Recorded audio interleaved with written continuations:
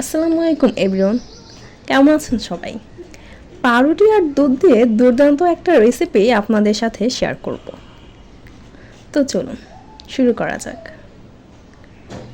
মালাই তৈরি করার জন্য দিয়ে দিব 1 লিটার দুধ। দুধটা হাই হিটে জাল দিতে হবে। দিয়ে দিব হাফ কাপ চিনি। ফ্লেভারের জন্য দিয়ে দিব 3টা এলাচ। ভালোভাবে মিশিয়ে নিব।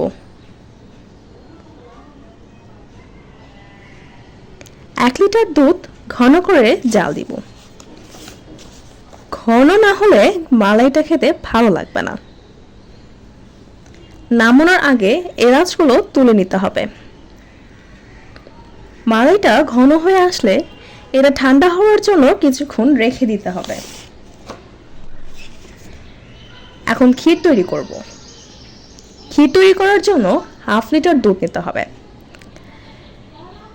একটু ফুটে ফুটে আসলেই দিয়ে দিব 2টি এলাচ,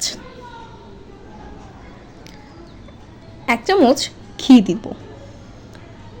আপনারা চাইলে বাটার ইউজ করতে পারেন। তারপর দিয়ে দিব হাফ কাপ চিনি।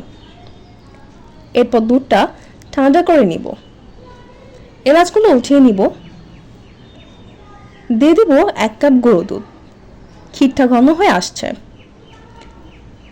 দেখুন তৈরি হয়ে গিয়েছে ক্ষীর। এখানে আমি 5টা ব্রেড নিয়ে নিয়েছি। ব্রেডের চারপাশে কেটে নিব। আপনাদের সুবিধার জন্য আমি আরেকটি কেটে দেখাচ্ছি। তো এখানে সবগুলো ব্রেড কেটে নেওয়া হয়ে গেছে। পাউরুটির কাটা অংশ ফেলে না দিয়ে ব্রেড গ্রামস তৈরি করতে পারেন, যা বিভিন্ন স্ন্যাক্স তৈরি করার জন্য আপনারা ব্যবহার করতে পারেন। ব্রেডগুলো বেলে নিতে হবে। আমি আরেকটা বেলে দেখাচ্ছি আপনাদের সুবিধার জন্য। এভাবে সবগুলো বেলে নিব। এখন ক্ষীর দিয়ে রোল তৈরি করে নিতে হবে। এভাবে সবগুলো রোল তৈরি করে নিব। চেরি আর বাদাম দিয়ে সাজিয়ে নিব। এখন মালাই দিয়ে দিব। তৈরি হয়ে গেল পাউরুটি আর দুধের মালাই রোল। এই মালাই রোল খেতে কিন্তু অনেক মজার হয়। ফ্রেন্ডস এবং আত্মীয়-স্বজনের সাথে ভিডিওটি শেয়ার করবেন।